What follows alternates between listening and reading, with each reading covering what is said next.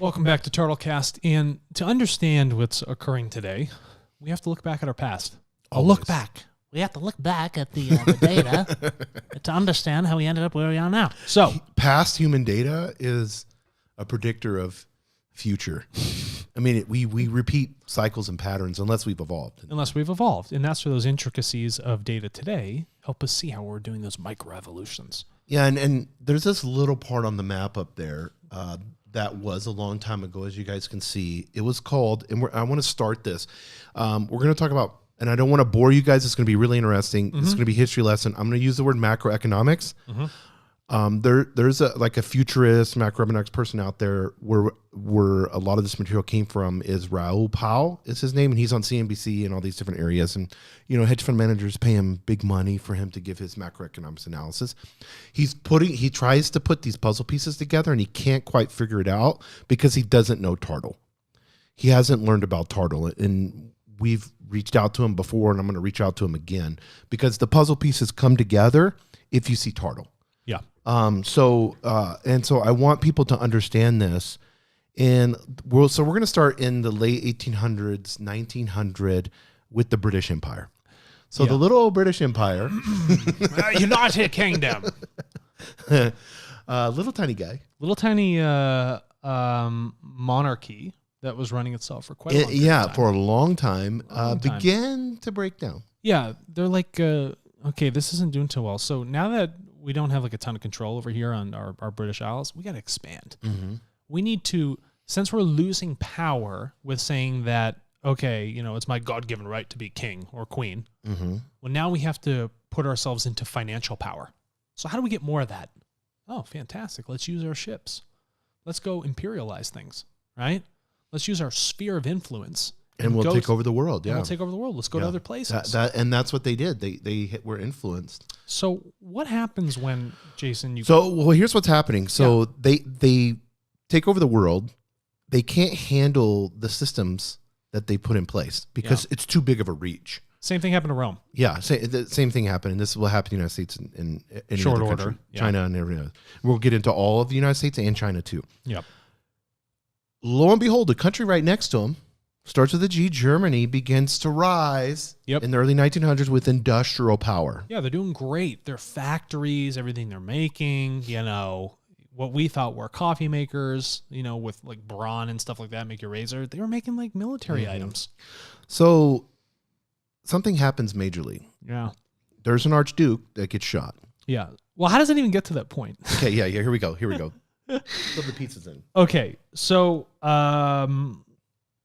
before the outset of World War I, right, and there were a lot of expansion and people felt economic pressures within their countries in Europe at the time, politicians were making choices to split up certain countries to say, oh, we're going to nationalize this and not nationalize this. And then it goes against the culture of the people in the area, how they essentially recognize themselves with the land. So this underground group develops, called the Black Hand, right? The Austrian Black Hand. They were a Serbian Black Hand, was a terrorist group that had nationalistic aims to preserve an old way. They wanted to go against what was currently occurring with the politics. And they said, we, in our underground movement, which was also slightly a part of, a couple Masonic lodges there at the time, said, let's pull some of ourselves together, use some of this underground tactics, ritual rites and things like that to build a sub-powerful group where we can control what's going on with these monarchs, these ruling monarchs. So these Serbian terrorists, after the collapse of the Ottoman Empire, right, in help due to what Britain was doing in their imperialism. Yes. After all these collapses, they're like, okay, how do we divide up all this stuff? Now that the power has left Europe and it's left to people in their own devices, what do?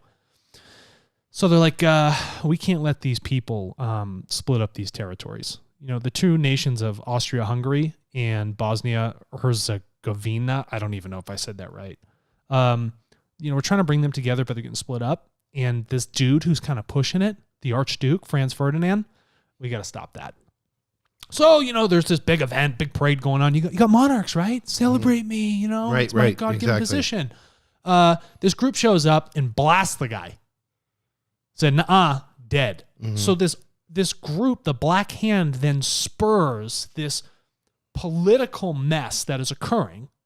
And as this starts to prevail where these countries are getting split up, they have to seek alliances on the outside. We need support because there's an internal battle going on between these Eastern European empires.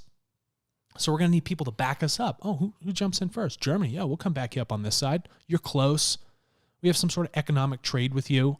You know, we do agree with what the politicians and the monarchs in your areas were doing. Yeah, we'll hop with you guys.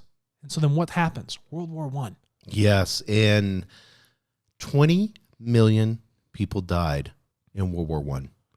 And it wasn't anything but technology that killed them. This was the battle of tech. This was when tech first hit hardcore, and it was able to wipe mass amounts of people out in one fell swoop. So tech would just... What was the early tech? They had mustard gas. Yes. So the technology and chemistry was evolving. Trench warfare was a new type of technology. You know, you had like new early tanks. I mean, yeah, you had early artillery. Airplanes. Yes. Which would throw ropes and bricks and use surveillance. Yes. So all these things were evolving. So that means warfare actually became more targeted, more violent. The ease of which it was to kill somebody was much more seamless than going to battle face to face with horses and like throwing a javelin. Yeah, instead it was like 1-to-1 or 1 to maybe a guy will kill 10 guys or whatever. This was like the ratios changed. A piece of technology could kill 1,000. That's correct.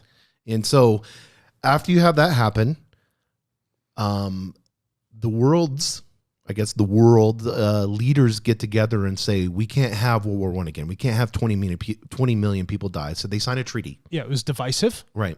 It was, and then they said that the expansion, the support, the industrial support that Germany gave in the process of this technology and the war machines, we got to blame them. You guys are going to pay. So it was the Treaty of what?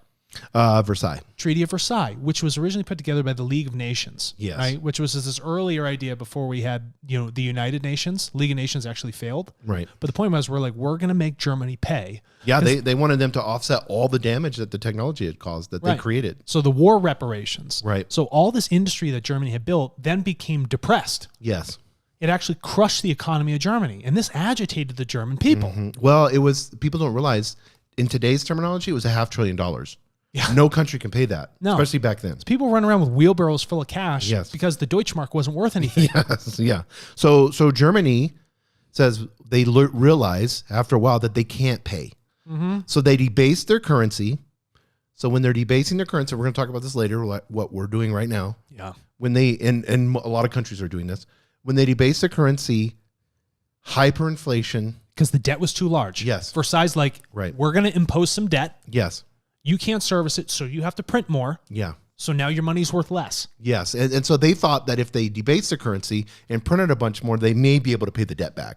But that created hyperinflation. And then all your people in your country, yes, or what are they going to do? They're going to rise up. They're going to become agitated. Yeah, because it's an industrial country, and they have tons of factories. So these factory workers, they're getting paid pennies on the dollar. Nothing's happening. The country, Germany, collapses under this debt.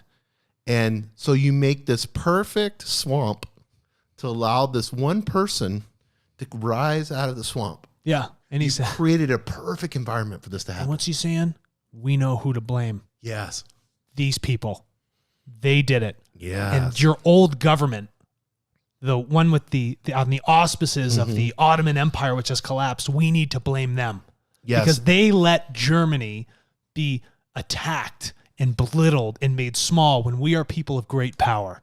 And so we have this man with the funny little mustache. Yep, who writes a book, yes, goes to prison. Yes. Right? Originally hung wallpaper. Yeah. Failed artist. Come from a Jewish family. Yes. Oh, this is really interesting.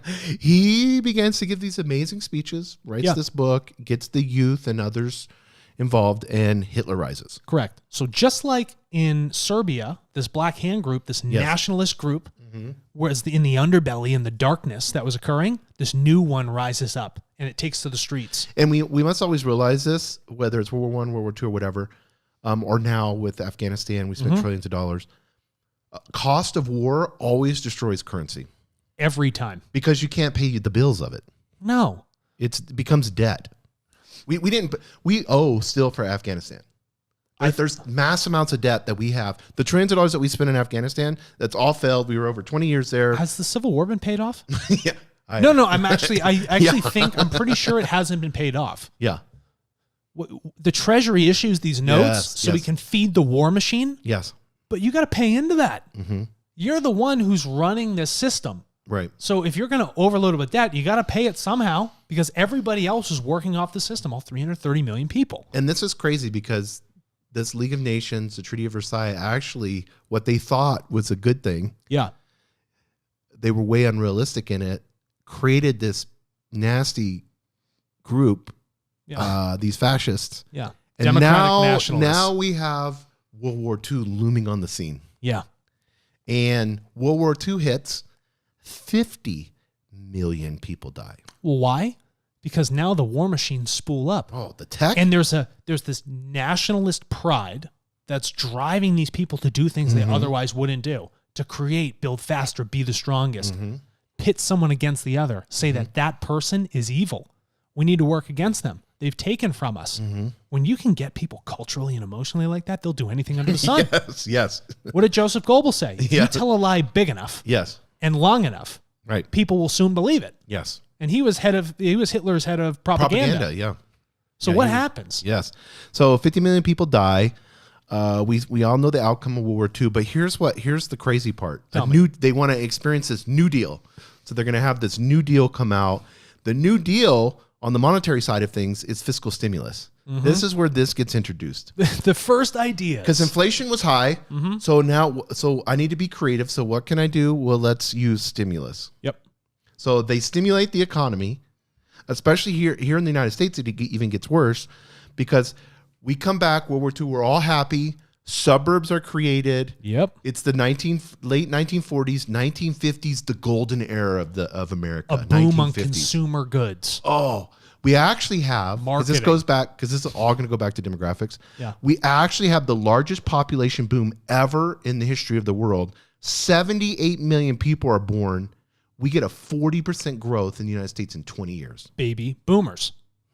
That's what it They is. start having kids. And they start buying products. Yes. And this wealth is occurring because there's stimulus. Money's just getting poured into this stuff. Yes. Marketing. Oh, by the way, where did all the good marketing come from? Oh, it came from Goebel and his cousins. Well, even worse is the 1950s get stimulated from the tech from warfare. That's exactly right. And they get turned Your into consumer Braun goods. coffee maker? Yes. Well, you can thank the Nazis for it, because that's where it came from. The new washer and dryer, your new washer and dryer. Yeah. All of That this BMW began. you owned? Yes. They made airplane engines. Japan Yeah. begins to do what with we begin to go over there and spool up their factories. Absolutely. So, I mean, this tech from warfare, it turns into consumer goods. So now you have not just a fiscal stimulus, central bankers are fiscally stimulating. You also have a manufacturing stimulus. Oh, wait, so you have economic stimulus, Yes. manufacturing stimulus, and actual human life stimulus. Yes. There's so many people coming onto the planet. So I want people to think this is it's a boom, baby boomers, like you said. Then we turn around and the powers that be, the 1%ers, decide to create NATO, Yep. European Union, Yep. and they do a big thing that they call tariffs and trades. They make like a tariffs and trades act. So why did we forget what happens when we put reparations on somebody? Yes. So what happens when I take these micro reparations and I start putting them everywhere? Yes. I start doing these tariffs. Yes.